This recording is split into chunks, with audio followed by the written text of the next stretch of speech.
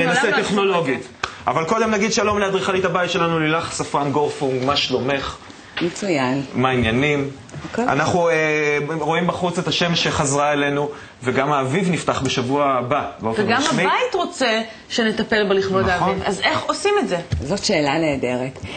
דבר ראשון, אני תמיד אומרת שצריך להתייחס לחצרות ולמרפסות שלנו כחלק בלתי נפרד מהבית.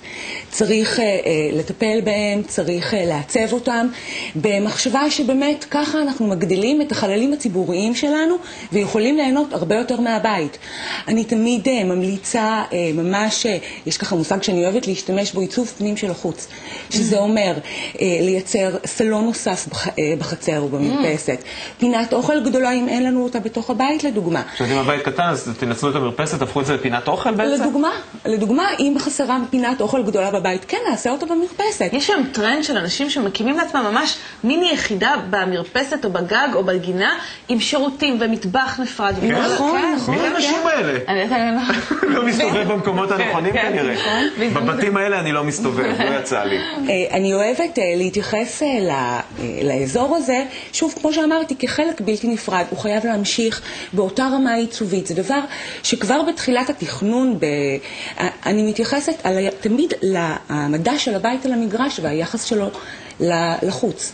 אני תמיד מקפידה שהמפגש בין הבית לחוץ יהיה עם חזיתות זכוכית גדולות.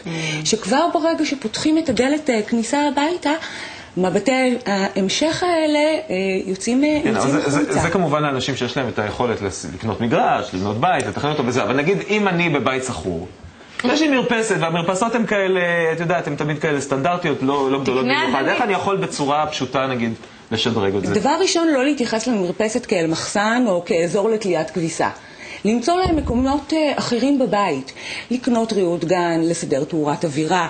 אני אוהבת לשים מאווררי תקרה שמאפשרים למעשה להשתמש באזור הזה בצורה הרבה יותר נעימה לאורך כל השנה. זה גם מסלק את נשים וזבובים. נכון, ויותר מזה יש אנשים שלפעמים רואים בית נורא יפה ובחוץ כזה עשבים שוטים וכאילו הכל נורא נורא מוזנח. אני חושבת שהאמירה הכי חזקה ממה שאת אומרת, זה הבית שלכם לא נגמר איפה שנגמרת הדלת, יש עוד את החלק מבחוץ, אפילו מול שלכם, אפילו מול של הבניין, באמת, לפעמים מול של הבניין, יש כאלה שמשקיעים בגינה של הבניין וזה תורם לכל אז מה נגיד הכי משדרג, לדניות? אני חושבת שדבר ראשון להתייחס לצמחייה הסביבתית של כל האזור מסביב, ומשם באמת לקחת את מה שמתאים לאזור.